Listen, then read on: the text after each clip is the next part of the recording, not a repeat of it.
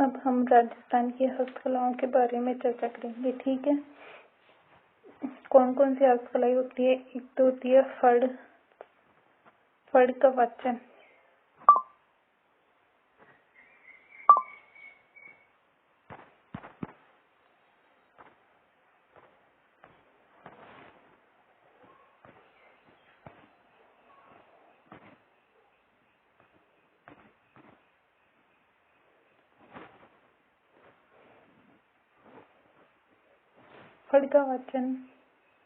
फड़ का वाचन फड़ कौन कौन से हो सकती है? एक देवनारायण जी की फड़, बाबू जी की फड़, रामदेव जी की फड़, रामदल्ला व कृष्णदल्ला की फड़ और माता जी की फड़। इन सब फड़ के बारे में चर्चा करेंगे। और एक फड़ का चित्रण, पिछवाई कलाओं के बारे में, पन्नों के बारे में, हीड़ के बारे में, देवराव, पथवारी, बहराड़ी, मोड़, घोड़ा बाउसी, मोरनी मांडना, बट बढ़िया थापन, छापन, पात्र और टिप्पणी, थाप, गोरबंद आदि के बारे में विस्तृत चर्चा करेंगे। और ये कुछ और भी हैं, इनके बारे में भी चर्चा कर लेते हैं। जैसे कोड़िया, सोरिया, मांडने। कौन कौन से मांडने होते हैं? जैसे पगले होते हैं, सती के पगले, तम और चौकड़ी, ये आदि मांडने होते हैं। काष्ठ कला मतलब काष्ठ की कौन कौन सी कठपुतली होती है, तोरण होता है, कावड़ होती है, बेवाण, चोपड़े, बाजोट और खंडे। और भी हस्तकलाएं जैसे गोदना, मेहंदी, महावर, सांजी, ओखा, नोखा बुना, ये सभी हस्तकलाएं हैं।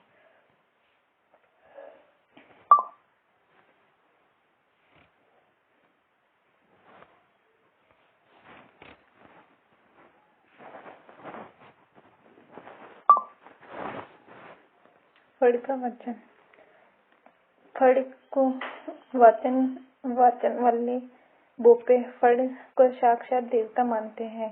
देवता को आराध्य मानने वाले भोपे सामान्यतः वाद्य यंत्र के साथ जब देवता की यशोगाथा का वर्णन विभिन्न कहानियों व गाथाओं के माध्यम से करते हैं तो उसे ही फड़ वाचन कहा जाता है। जैसे देवनारायण जी की फड़, देव जी की फड़ में श्रप का चित्रण बना होता है। सबसे अधिक प्रसंग वाली फड़ मानी जाती है। इसमें जंतर वाद्य यंत्र का प्रयोग होता है और गुज्जर भोपे होते हैं। जैसे ये देवनारायण जी की फड़ है, इसमें ये सर्प है और सर्वाधिक प्रसंग वाली फड़ है। इसका वाचन रावण हत्या वाद्य यंत्र में जंतर वाद्य यंत्र के साथ होता है और गुज्जर जाति के भोपे द्वारा होते हैं।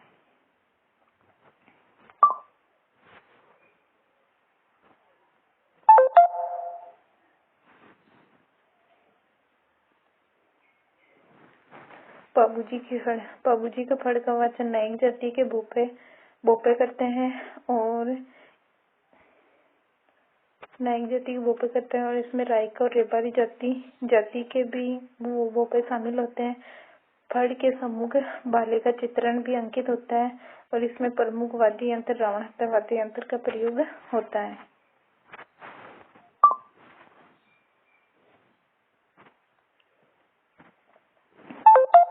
रामदेव जी की फड़, रामदेव जी की फड़ का वाचन बाबूजी की फड़ के बाद होता है, बाद हड़ौती संभाग में हुआ है।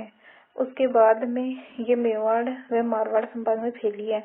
कामड़िया जाति के भोपे फड़ का वाचन करते हैं। प्रमुख वाद्य यंत्र रावण हत्ता वाद्य यंत्र है और इसमें अन्य लोग जैसे चामर, बिलोई, बाम्बी इत्यादि जाति के लोग भी शामिल होते हैं। और सर्वप्रथम चित्रांकन इस फड़ का रामदेव जी फड़ का चित्रांकन किसने? चौथमल चितेरे ने किया था।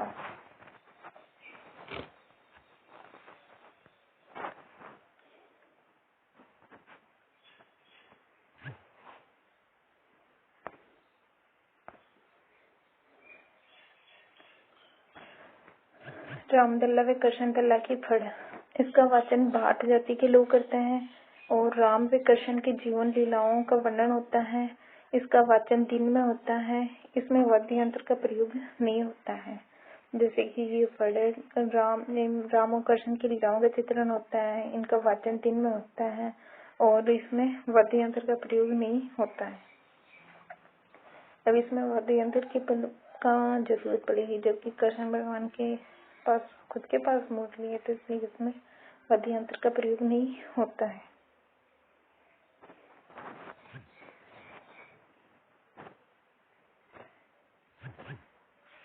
माता जी की फड़, इसे भैंसासुर की फड़ भी कहा जाता है।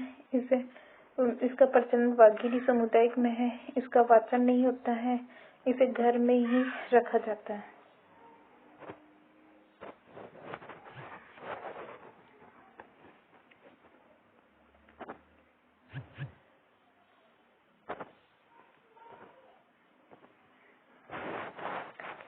फड़ चित्रण राजस्थान के भीलवाड़ा जिले में कपड़े की पृष्ठभूमि पर लोक देवताओं के जीवन पर आधारित उनकी शौर्य गाथाओं को बनाए जाने वाली पारंपरिक अनुष्ठान कुंडलित चित्र ही फड़ चित्रण कहलाता है। फड़ केवल चित्र भर नहीं मानी जाती है। ये अपने आप में देव स्वरूप है। इसे बनाने वाले चित्रकार वे बेचने वाले चित्रकार दोनों ही इसे पवित्र मानते हैं। फड़ के पुरानी हो जाने पर इसे फेंका नहीं जाता है, बल्कि पुष्कर में ले जाकर पवित्र सरोवर में विसर्जित किया जाता है। फड़ चित्रण अथवा छपाई का कार्य शाहपुरा तहसील में किया जाता है। जोशी गोत्र के लोग छपाई में निपुण होते हैं। श्रीलाल जोशी फड़ चित्रण के प्रमुख माने जाते हैं। साथ ही प्रदीप मुखर्जी उनके शिष्य भी कुशल चित्रकार थे। पार्वती जोशी और गौतली देवी भी अंतर्राष्ट्रीय स्तर पर ख्याति प्राप्त कर चुकी है।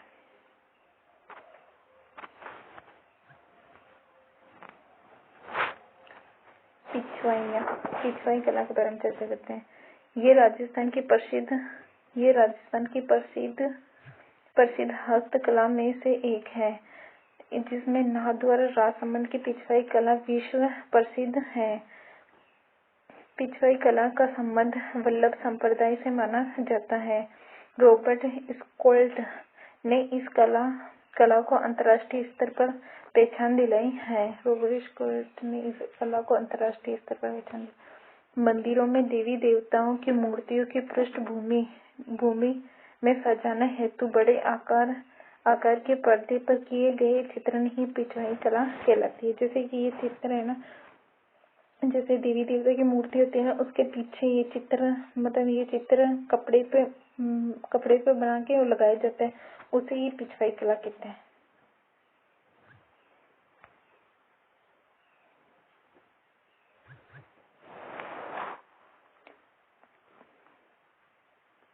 पानी क्या है? राजस्थान में विभिन्न मांगलिक अवसरों पर कागज पर बने देवी देवताओं के चित्र को प्रतिष्ठापित किए जाते हैं, जिन्हें पाने कहा जाता है।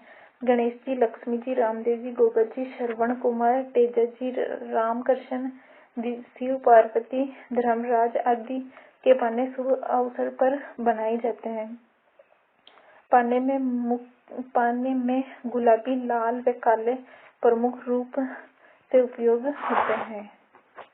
जैसे ये है ना, ये चित्र जैसे गणेश जी का चित्र और शिव जी पार्वती का चित्र, ऐसे ही चित्र बनाते हैं ना कागज पे, उसे ही पाने कहा जाते हैं। हीड़ क्या होता है?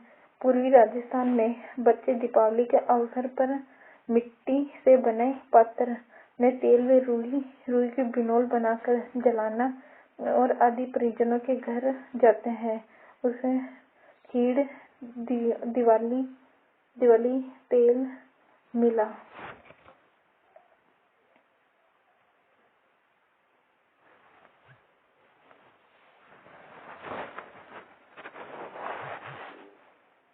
देवड़ा क्या होता है? राजस्थान में ग्रामीण क्षेत्र में देवताओं के चबूतरा नुमा थान को देवड़ा के नाम से जाना जाता है। जैसे इस तस्वीर में दिखा रखा ना, जो कोई स्थान होता है, उस पे देवता का देवता की मूर्ति होती है, उस स्थान को ही देवड़ा कहा जाता है। पटवारी राजस्थान में ग्रामीण क्षेत्र में गांव के बाहर रास्ते पर मिट्टी से बनाई गई जगह को तीर्थ यात्री जाने पर मूर्ति की पूजा करते हैं। उसी जगह को पटवारी कहते हैं। मतलब जहाँ पे गांव होता है ना, उस गांव के मतलब यहाँ से मतलब गांव से कोई तीर्थ यात्रा पे जाता है ना, तो उसकी पूजा करके जाते हैं, उसे ही पटवारी कहा जाता है। और बेराड़ी ये लोक देवी एक मांगलिक चित्र है जो आदिवासी भीलों द्वारा लड़की के विवाह पर घर के दोनों ओर बनाया जाता है। चित्र घर की ऊंचाई द्वारा चावल के जवाई द्वारा चावल के विविध रंगों के घोल से बनाया जाता है।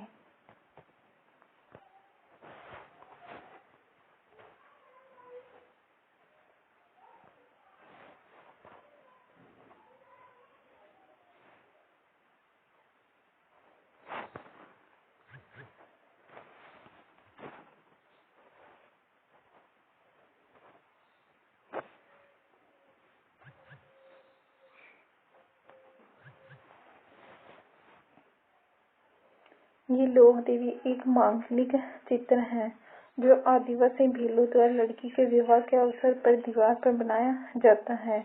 ये चित्र घर में जवाई द्वारा चावल के विविध रंगों के घोल से बनाया जाता है। मोड़ क्या है? मेड़ता क्षेत्र में बनाए जाने वाले मिट्टी के बड़े मटके को मोड़ कहा जाता है।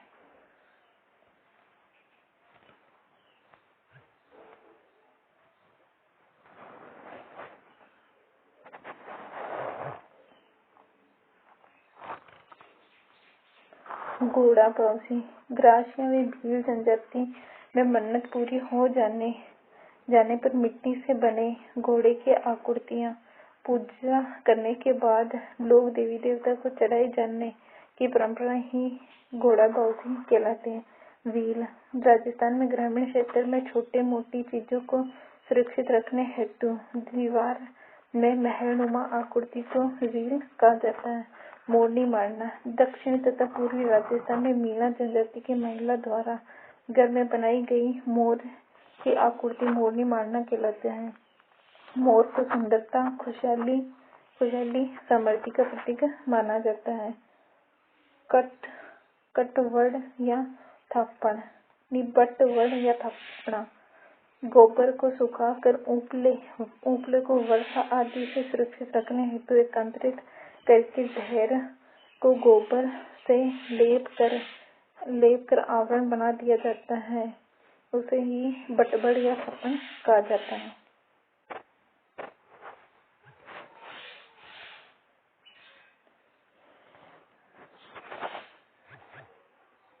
छाप कपड़े पर हाथों से छपाई करने में प्रयुक्त लकड़ी के छापे कहा जाते हैं।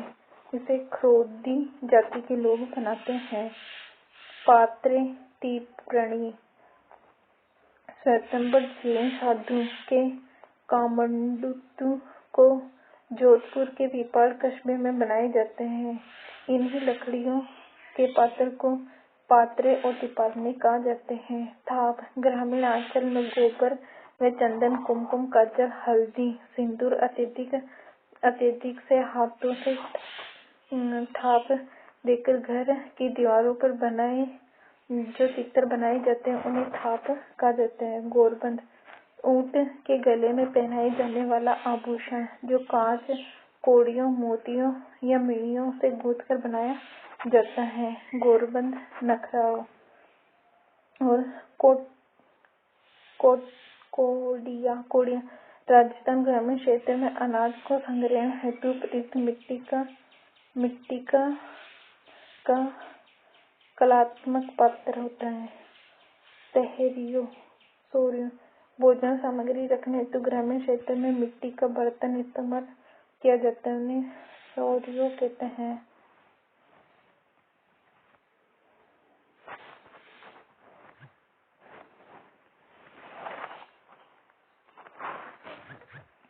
मांडने त्योहार, उत्सव व शुभ अवसर पर मांगलिक समय पर प्रत्येक घर आंगन में मांडने का बहुत विशेषता है। ग्रामीण परिवेश में लोग लोग घरों की लिपाई पुताई रंगाई के साथ मांडने बनाना अनिवार्य समझते हैं। ग्रामीण आंचल में खिड़िया या चुन्नी का प्रयोग किया जाता है, जबकि शहर स्वरूप में बदल जाता है।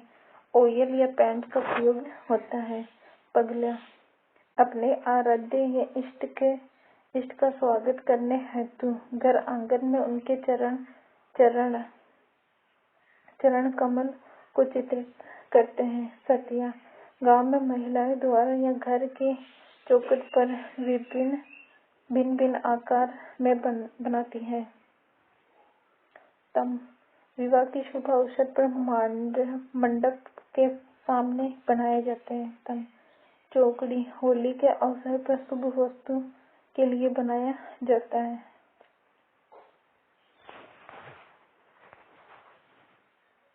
जैसे ये पगला, ये साठा, ये मंडप, ये वाजवा।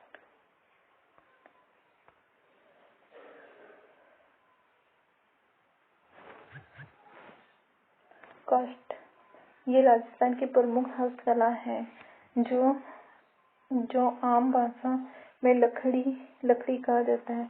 लकड़ी पर विभिन्न प्रकार की कलाकारी वस्तु बनाई जाती है। चित्तौड़ जिले का बरसी जिला प्राचीन समय में काष्ठ कला हेतु नाम चिन्ह रहा है।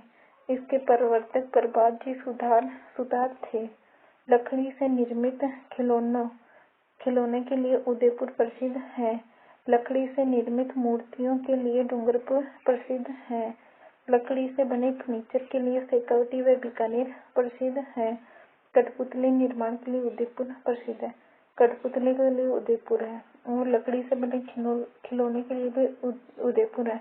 लकड़ी से निर्मित मूर्ति के लिए डूंगरपुर है। लकड़ी के फर्नीचर के लिए शेखावटी व बीकानेर प्रसिद्ध है। चित्तौड़ का बरसी गांव है ना, वे काष्ठ कला के लिए प्रसिद्ध है।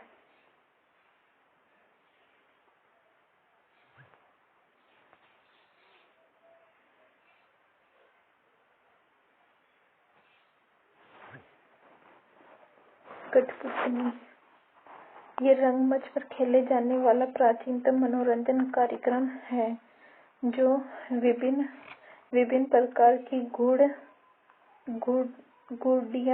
गुड़, जोकर आदि पात्र के रूप में बनाए जाते हैं। कठपुतली का उद्भव राजस्थान में हुआ है। कठपुतली काष्ठ एन लकड़ी और पुतली है ना गुड़िया। कठपुतली मतलब कट और पुतली है ना गुड़िया। मुख्य स्थान उदयपुर, चित्तौड़ कठपुतली नगर जयपुर है। प्रमुख कलाकार स्वर्गीय श्री देवीलाल समर है। प्रमुख कहानियां उज्जैन राजा विक्रमादित्य की सिंहासन बत्तीसी और पृथ्वीराज संयुक्ता की कहानी, नागौर के अमर सिंह राठौड़ की कहानियां। जैसे ये चित्र देखा है तो ये इन्हीं कठपुतली, ये गुड़िया, ये एक राजा और एक तो नागौर के अमर सिंह राठौड़ थे ना, उनकी पृथ्वीराज और संयुक्ता के और उज्जैन के राजा विक्रमादित्य की कहानियों का मतलब ये कठपुतलियों के माध्यम से वाचन किया जाता है।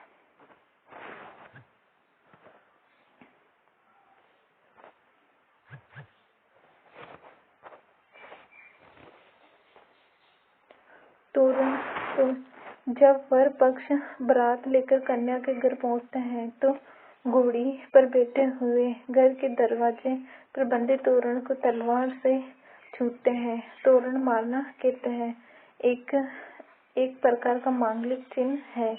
तोरण को शक्ति प्रक्षण का प्रतीक भी मानते हैं। जयपुर का तिरपोलिया बाजार विद्याधर जी के रास्ते में तोरण बहुयाती में बनाए जाते हैं।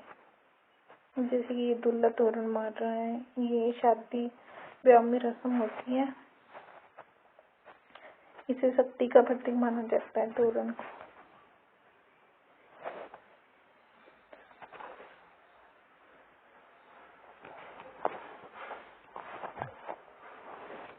अब हम चर्चा करते हैं कावड़ के बारे में। कावड़ क्या होती है?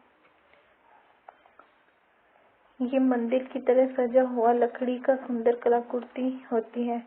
कावड़ कावड़ के कई द्वार होते हैं। प्रत्येक द्वार पर देवी देवताओं के चित्र अंकित होते हैं। इस तरह कावड़ चलता फिरता देवघर है।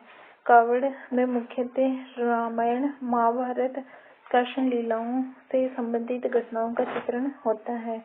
भाट जाति के लोग कावड़ का वाचन करते हैं। कावड़िया भाट कहलाते हैं। कावड़ बनाने का कार्य बरसी गांव में खरोदी जाति के लोग करते हैं और बरसी के मांगीलाल मिश्र ने बड़ी अच्छा प्रयोग किया है। ये है ना, ये कावड़ है।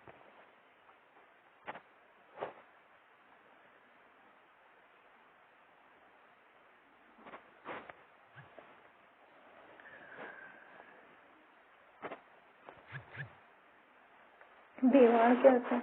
लकड़ी से निर्मित सिंहासन जिस पर ठाकुर जी की मूर्ति को श्रृंगारित करके बिठाया जाता है। फिर देवता झूलाना एकादशी, भाद्र शुक्ल एकादशी के दिन किसी तालाब के किनारे जाकर नहलाया जाता है। प्रमुख स्थान बरसी गांव चित्तौड़ में है। चोपड़े क्या होता है? लकड़ी से निर्मित 4 या 6 खाने युक्त मसाला रखने का पात्र है, जिसमें पश्चिमी राजस्थान में हटड़ी कहा जाता है। बाजोट लकड़ी की चौकी, जिसे भोजन के समय या पूजा के समय प्रयोग किया जाता है और विवाह के समय वर और वधू को बाजोट पर बिठाने की परंपरा भी है। खंडे क्या है? लकड़ी से निर्मित तलवार नुमा आकृति, जिसका प्रयोग रामलीला नौटंकी में तलवार के स्थान पर किया जाता है। राजस्थान में होली के अवसर पर कारीगर गांव में खंडे बांटते हैं। पूर्वी राजस्थान में दुल्हन द्वारा दूल्हे के घर खंडे भेजने की परंपरा है।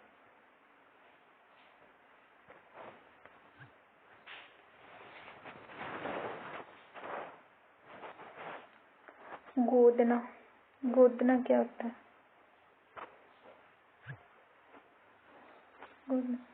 किसी तीखे या तीन औजार से शरीर की ऊपरी चमड़ी खोदकर उसमें काला रंग भरना और चमड़ी में पक्के निशान बन जाते हैं, जिसे गोदना या गुदाना कहते हैं। कांटा या सुई का प्रयोग गोदने में किया जाता है। प्रमुख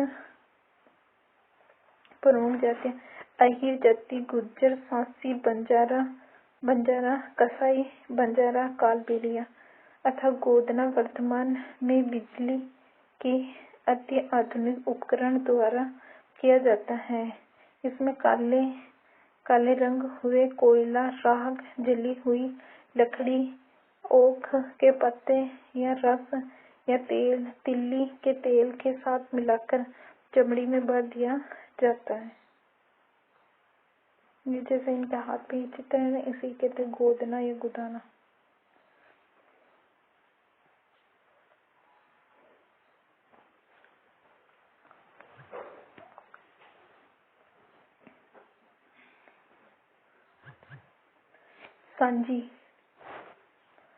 सांझी श्राद्ध पक्ष में कुंवारी कन्याओं द्वारा गोबर से लेपने के उपरांत उस पर विभिन्न प्रकार के सुंदर कलाकृतियां बनाई जाती हैं। इस तरह कुंवारी कन्याएं सांझी को माता पार्वती मानकर अच्छे घर या वर की कामना करती हैं।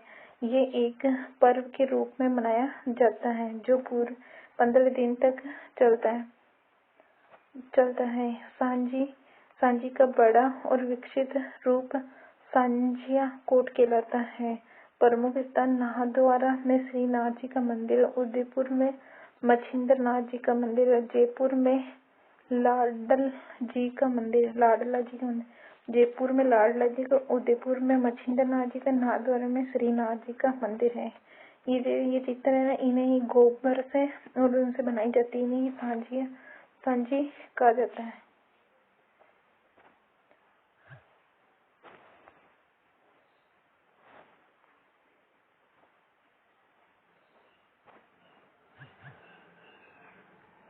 मेहंदी महावर जी, ये मांगलिक अवसर पर महिलाओं तथा युवतियों द्वारा अपने हाथों व पैरों में मेहंदी लगाने की परंपरा है। मेहंदी को सुहाग का प्रतीक माना जाता है। राजस्थान में पाली सोजत तहसील की मेहंदी प्रसिद्ध है।